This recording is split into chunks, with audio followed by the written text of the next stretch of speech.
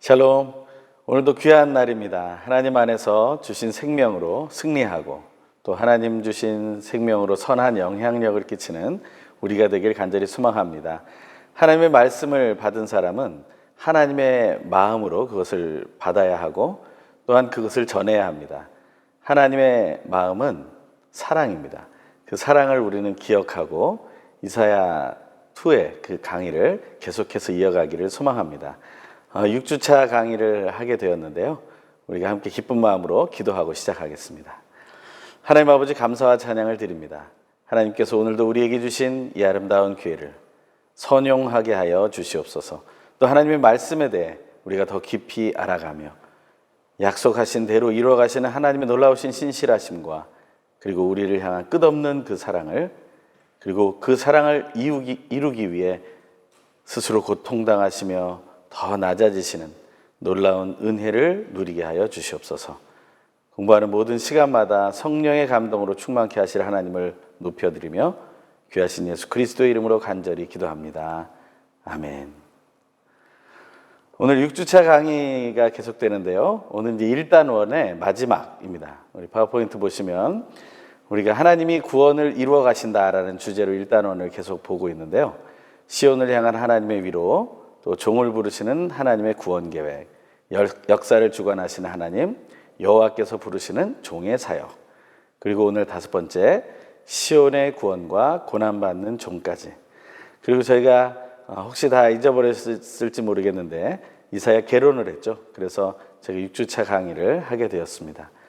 다음 주부터는 저희가 2단원을 들어가게 됩니다. 오늘까지 주어진 말씀 속에서 중요한 것은 종의 노래라는 것이 나온다는 것입니다. 4번의 종의 노래가 나오는데요. 그것이 오늘 과까지에서 마무리되게 됩니다. 또 저희가 오늘 나눌 과의 제목을 다시 한번 살펴보죠. 같이 한번 읽어볼까요? 시작. 시온의 구원과 고난받는 종. 이스라엘이라는 것이 또 다른 이름으로 불려질 때 시온이라고 불려집니다. 시온이라는 이름, 이 높은 곳에서 이루어지는 하나님에 대한 찬양, 또 예배, 이 모든 것이죠. 그런데 그 안에서 온전한 예배가 드려지게 되는데 그것이 바로 하나님의 구원을 선포하는 예배가 된다라는 것입니다. 하지만 그 하나님의 구원을 선포하는 예배는 고난 속에서 이루어진다는 것입니다. 그것이 바로 시온의 구원과 고난의 종이라는 주제로 우리가 나눌 수 있을 것 같습니다. 하나님 안에서 특별히 오늘 나누게 되는 종의 노래에 더 집중하기를 바라고요. 그 말씀들을 더 깊이 읽게 되기를 소망합니다. 또 오늘 계속해서 이번 과의 암기 구절에 대한 이야기입니다. 우리 암기 구절을 한번 볼까요? 우리 페이지 111페이지입니다. 교재 111페이지. 이사야 53장 5절의 말씀인데요. 또 자막을 보시면서 또 함께 같이 읽어보도록 하겠습니다. 시작. 그가 찔림은 우리의 허물 때문이요 그가 상함은 우리의 죄악 때문이라. 그가 징계를 받음으로 우리는 평화를 누리고 그가 채찍에 맞음으로 우리는 나음을 받았도다. 너무 귀한 말씀입니다. 우리가 이 말씀은 다시 한번 우리 자신을 생각하면서 다시 한번 읽어보기 원합니다. 시작. 그가 찔림은 우리의 허물 때문이요 그가 상함은 우리의 죄악 때문이라. 그가 징계를 받음으로 우리는 평화를 누리고 그가 채찍에 맞음으로 우리는 나음을 받았도다. 하나님 안에서 이것이 얼마나 귀하고 놀라운가 하는 것을 알게 되기 원합니다. 우리라는 말에 나를 넣어서 읽으면 더욱더 구체적으로 다가오죠. 예수 그리스도께서 찔림이 나의 허물 때문이고 예수 그리스도의 상함이 나의 죄악 때문이고 예수 그리스도가 징계를 받아서 내가 평화를 누리고 예수께서 채찍에 맞음으로 내가 나음을 얻었다. 이 믿음의 고백이 얼마나 아름다운 고백인지 모르겠습니다. 하지만 너무 가슴 아픈 사랑의 고백입니다. 우리는 그 같은 사랑을 받고 이 자리에 있는 것입니다.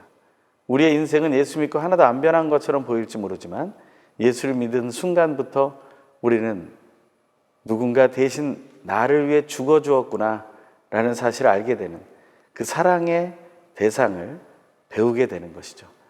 그 사랑의 주체가 예수 그리스도라는 사실을 알기 전과 안 다음은 그 인생이 달라지는 것입니다. 우리는 그것에 대한 믿음을 가지고 있습니다. 온 인류는 구원자를 소망하고 있습니다. 하지만 그 구원의 소식이 모든 사람에게 다 아름답게 미치는 것이 아니기 때문에 이 구원이 고난을 통과해야만 일어나는 것임을 받아들이지 않기 때문에 이 세상은 유신론자와 무신론자로 나뉘었죠. 그래서 무신론자들은 하나님을 인정하지 않습니다.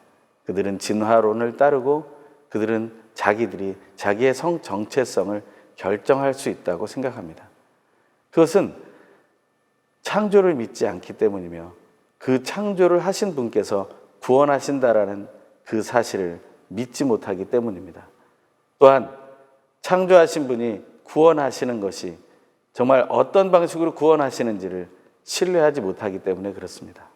하지만 하나님께서는 그 아들 예수 그리스도를 이 땅에 보내주시고 사람으로 태어나 살아가게 하시고 그것도 낮은 자리 말구 위에 태어나 또 가난한 목수의 아들의 인생을 살게 하시고 또한 인기 없는 그러한 모습으로 물론 기적이 베풀어졌을 때는 인기가 있었지만 그렇지 않을 때는 버림받고 또 모른 채 당했던 그러한 예수님을 통해 그리고 가장 처참하고 억울한 십자가의 죽음을 통해 구원하셨던 것이죠. 그 구원의 사건을 우리는 알아야 합니다. 그것 때문에 나의 죄와 허물과 그리고 내가 받을 징계와 내가 맞을 채찍을 우리는 인정해야 된다는 것이죠. 하지만 대부분 사람들은 그것을 인정하지 않고 다른 사람 탓을 하려고 합니다. 희생양을 만들어 놓고 어떤 사람을 악인을 찍어서 그로 하여금 잘못했다 책임지게 하는 것이죠. 그것이 우리 속에서 사라지게 될 때 우리는 정말 아름다운 믿음의 삶을 살게 될 것이라 생각합니다. 그래서 많은 사람들은 구원자를 소망합니다. 그 구원자 이름은 바로 메시아인데요. 오늘은 메시아에 대한 이야기를 먼저 나누기 원합니다. 교재 좀 뒷부분인데 130페이지에서 133페이지를 한번 펴보겠습니다. 130페이지에서 133페이지를 한번 보겠는데요. 일단은 130페이지 이사야를 통해 예언되고 있는 메시아에 대한 이야기가 나옵니다. 거기에 보면 메시아의 오심이 이사야 4장 2절, 9장 1절에서 7절, 11장 1절에서 10절 이렇게 나와 있습니다. 또 사역에 대한 것이 이사야 40장에서 55장, 또 메시아의 왕국에 대한 것이 이사야 56장에서 66장에 나온다고 되어 있습니다. 또 두 번째 131페이지를 보시면 부록이에 이사야 53장과 주요 신약적 메시지라고 했습니다. 그런 부분은 표의 오른편을 보시면 또 푸른색 글씨로 되어 있는데요. 빌립보서 2장 6절에서 11절과의 비교입니다. 그것은 예수 그리스도께서 원래 하나님과 본체셨지만 사람의 모양으로 낮아지셔서 십자가에 못 박혀 죽으심까지 순종하셨다라는 그런 이야기. 그래서 하나님이 그를 지극히 높여서 모든 이름 위에 뛰어난 이름을 주셨다는 이야기가 나오죠. 그것을 말하고 있는 것이고요. 또한 고난의 족의 죽음에 대한 이야기가 신약에 나와 있습니다. 그것이 바로 예수 그리스도의 십자가의 죽음이 되는 것이죠. 우리는 이 사실을 통해서 오늘 우리가 보게 될 이사야 53장과 신약이 이렇게 연결되고 그 중심에 예수 그리스도께서 계시고 그 사건은 바로 십자가의 죽으심의 사건이다라는 것을 우리는 알게 됩니다. 예수 그리스도의 십자가에 대한 이야기를 한번 보면 저희가 131페이지에 반괄호 3번 그러므로 예수님의 십자가는 다음과 같다. 첫째, 하나님이 성령님을 보내시는 길이고 둘째, 성도들이 나아가는 산길이다 라고 얘기하고 있습니다. 십자가는 가로막는 그런 담이 아닙니다. 십자가는 그 다음으로 이어주는 길이 되는 것이죠.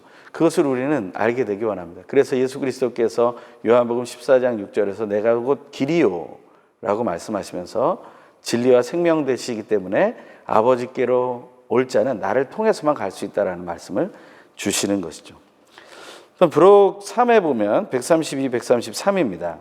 메시아의 주요 신학적 의미에 보면 그 표의 아랫단에 나오는데요. 임마누엘입니다. 임마누엘은 하나님으로부터 오는 징조이죠. 반가로 1번을 읽어보면 이렇습니다. 7장에서 이사야는 아하스 왕에게 하나님으로부터 오는 징조를 구할 것을 요구했으나 아하스는 인간의 징조를 더 의존하려고 했다. 바로 이때 이사야는 임마누엘로 오시는 메시아 탄생의 예언을 선포했다. 다른 나라를 더 강대국을 의지하려고 하는 그런 마음 속에서 임마누엘이라는 말을 주신다는 것은 무엇입니까? 그것은 물론 동정녀 탄생에 대한 아주 중요한 구절도 되지만 더 중요한 것은 하나님은 지금도 여기 함께 계신다. 너희가 인지하지 못하고 너희가 믿지 못하는 이 상황 속에서도 함께하고 계신다는 것을 말씀해 주신다는 것이죠. 그것이 얼마나 우리에게 위로가 되고 평강이 되는지를 우리는 알게 되기 원합니다. 임마누엘이라는 말은 임마누엘이라는 히브리어입니다.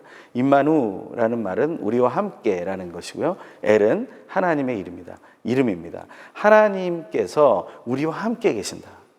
우리는 그 고백을 날마다 선포하고 또 누리게 되기를 간절히 소망합니다. 두 번째는 메시아는 하나님의 빛이라는 것입니다. 표에 보시면 하나님의 빛이 나오는데요. 거기는 희망의 빛이며 생명의 빛이라는 말씀이 나옵니다. 하나님의 빛이 이루어지죠. 이제 저희가 앞으로 또 살펴보게 될 이사야 60장에서 일어나라 빛을 발하라 하실 때 우리는 사실 빛이 아니죠. 우리는 어둠이었죠. 하지만 하나님께서 우리를 불러내어서 하나님의 그 기이한 빛에 들어가게 하시는 것입니다. 베드로 전서 2장 9절 우리가 잘 아는 말씀이죠. 하나님의 빛 속에 거하게 하시는데 그렇기 때문에 우리는 세상이 바라볼 때 빛처럼 보이게 되는 것입니다. 우리 자체는 빛이 아닙니다. 하지만 하나님은 우리를 의롭다 해주신다는 것이죠. 그 의로움의 빛, 그 영광이 우리를 둘러 비친다는 사실. 그래서 우리는 살아갈 때 선한 영향력을 끼쳐야 합니다. 희망의 빛이며 생명의 빛 대신 예수 그리스도, 그분을 우리는 발견하고 또한 따라가게 되기를 소망합니다. 세 번째는 133페이지인데요. 메시아는 기초돌이며 동시에 거치는 돌이다 라고 얘기합니다. 돌에 대한 이야기죠. 예수 그리스도가 돌이다. 이것은 기초석이 됩니다. 하지만 또 모퉁이 돌이 됩니다. 하지만 어떤 얘기는 거치는 돌, 무너뜨리는 돌이 된다는 것이죠. 다니엘에 보면 뜨인 돌이 나오죠. 떠 있는 돌이 갑자기 신상을 붙이게 되고 그 신상은 견고히 서 있었으나 완전히 무너지게 됩니다.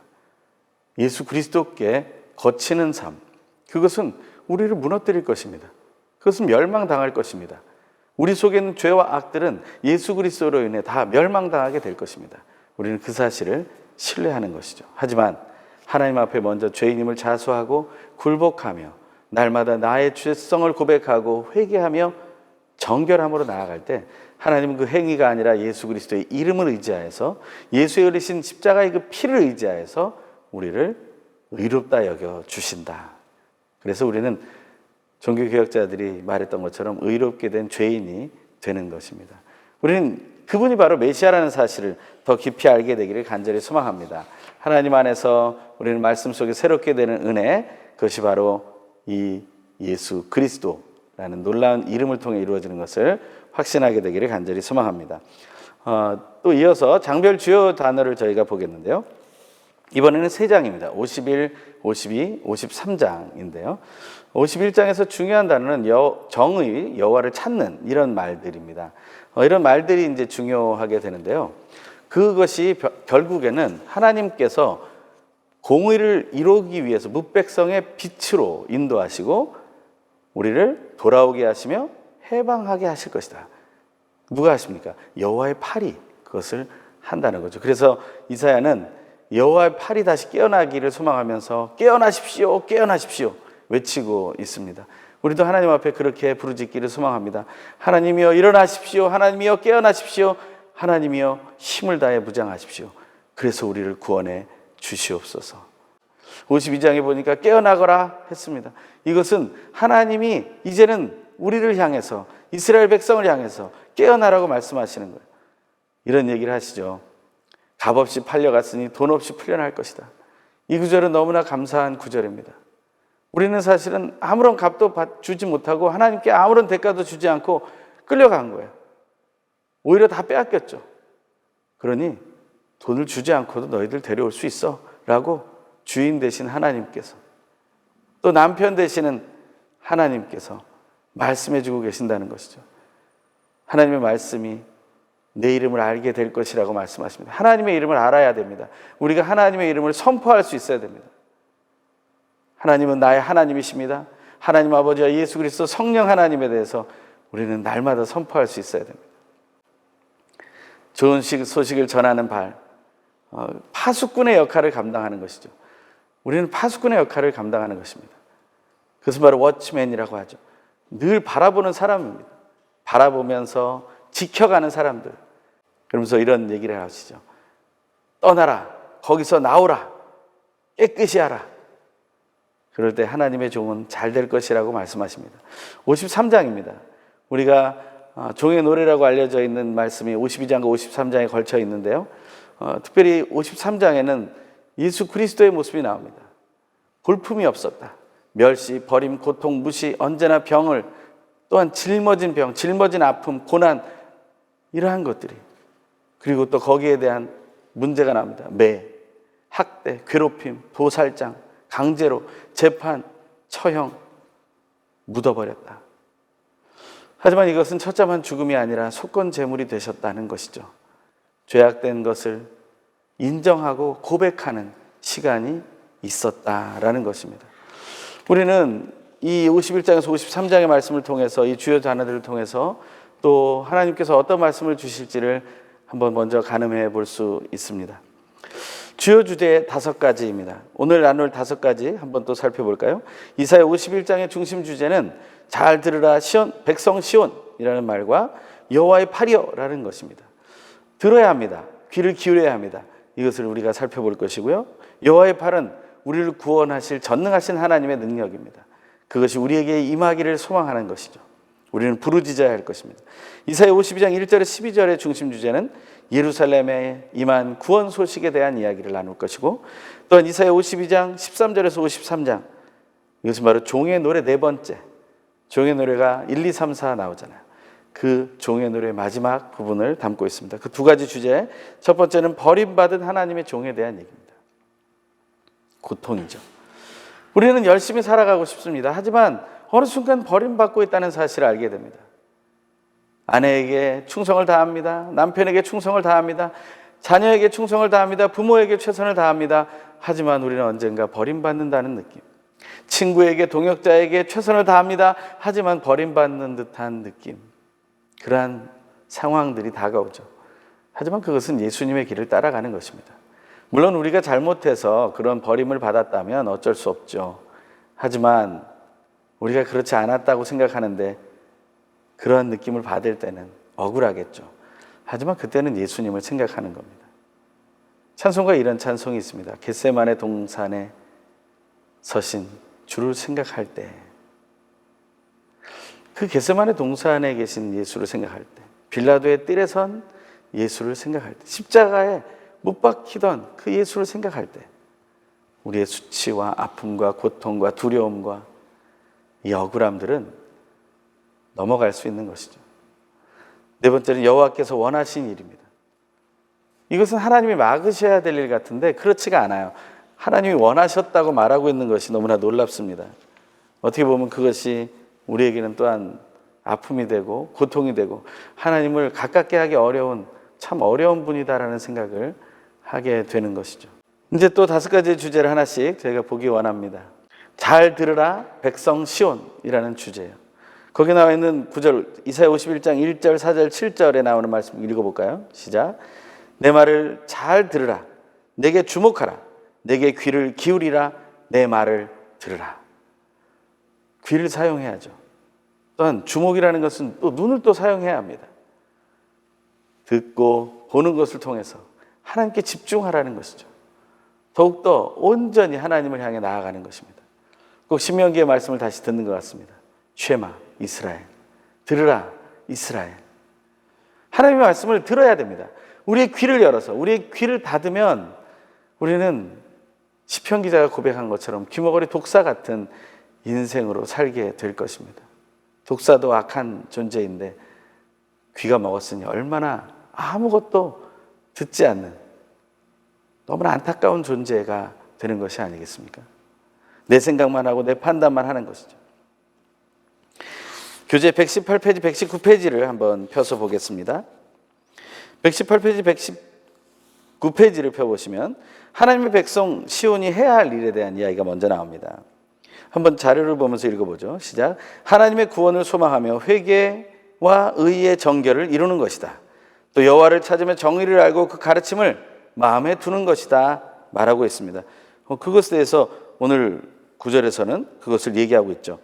보면 오직 하나님께서 이를 이루신다라는 사실을 확신하는 것과 그것을 위해서 오직 하나님이 원하시는 하나님을 찾으라 하는 그 말씀, 그리고 정의를 알아라 하는 그 말씀을 우리는 기억해야 된다는 것입니다. 전 두 번째는 백성 시온을 향한 하나님의 뜻에 대한 이야기가 나옵니다. 그것은 네 가지로 나오게 되는데요. 한번 그 고난에 대한 이야기를 네모 박스에서 한번 보겠습니다. 118페이지 네모 박스 안에 맨 위에 있는 문장을 한번 읽어보죠. 앞장에서는 이스라엘에게 주어지는 고난과 핍박이 하나님의 불성실 또는 무능함 때문이라고 불평하는 이스라엘 백성에게 하나님이 그분의 종을 통해 그들을 반드시 구원하실 것임을 약속했다. 이스라엘에게 주어진 고난과 핍박의 의미는요, 사실은 하나님의 잘못이 아닙니다.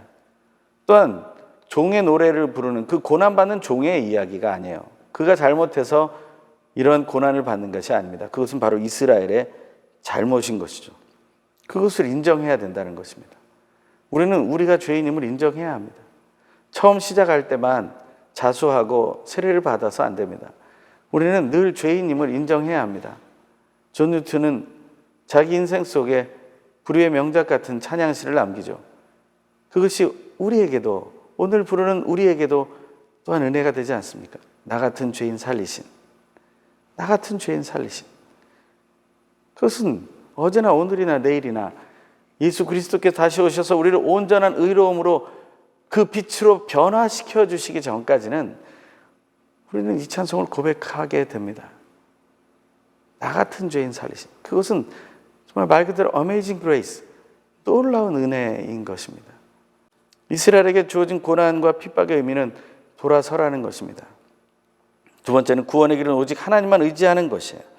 그것은 118페이지 괄호 1번에 반괄호 1번, 내 말을 잘 들으라는 하나님의 말씀은 구원을 향한 길은 오직 하나, 하나님만을 의지하는 것임을 공포하고 있다라고 얘기하고 있어요. 그 아래 한번 반괄호 2번도 읽어보죠. 여기서 주목해야 하는 것은 하나님의 말씀을 들어야 하는 대상이 다름 아닌 하나님의 의를 좇으며 여호와를 찾아 구하고 있는 사람들이라는 점이다. 그러니까 하나님을 찾고 정의를 구하는 사람만이 그 귀가 열린다는 것입니다.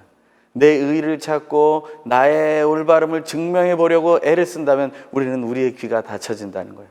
하지만 우리는 억울함 때문에 내 얘기를 자꾸 하려고 하죠. 그러다 보니 우리는 그러다가 우리 젊은 인생을 보내게 되는 것입니다.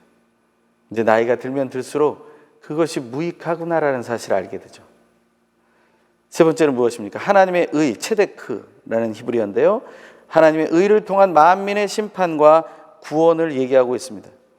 119페이지에 나오는 반괄호 3번을 읽어볼게요. 특히 5절에서는 하나님의 의, 체데크, righteousness입니다. 를 통한 만민의 심판과 구원을 갈망하는 이방인들의 모습이 동시에 예언되고 있다. 이방인들조차도 하나님의 구원을 원하는 거예요. 6월절의 사건을 한번 돌아가 보시죠. 출애굽의 10가지 재앙의 마지막 재앙, 장자의 죽음과 연결이 됩니다. 그때 하나님께서는 이스라엘 백성들에게 얘기하시죠. 어린 양을 잡아, 흠없는 어린 양을 잡아서 그 피를 받아서 그것을 임방과 설주에 발라라. 그러면 그 피를 보고 죽음의 사자, 하나님의 사자가 넘어갈 것이다. 죽지 않을 것이다.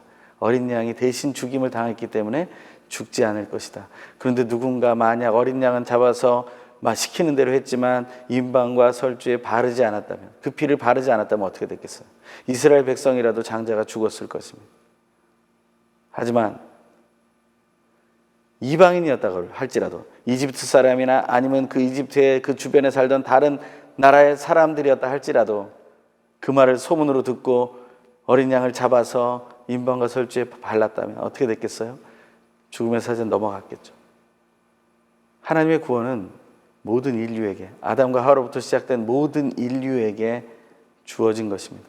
노아로 다시 시작된 모든 인류에게 주어진 것입니다. 또한 믿음의 조상인 아브라함을 따라서 생겨난 모든 믿음의 삶 속에 있는 것입니다. 그것을 우리는 확신하게 되기를 간절히 소망합니다. 마지막 네 번째, 새 언약의 핵심은 마음 할례를 의미합니다. 이것은 하나님이 원하시는 것은 우리의 중심이 하나님의 약속을 믿는 믿음으로 변화되기를 원한다는 거예요. 그것을 방가로 5번에서 이렇게 얘기합니다.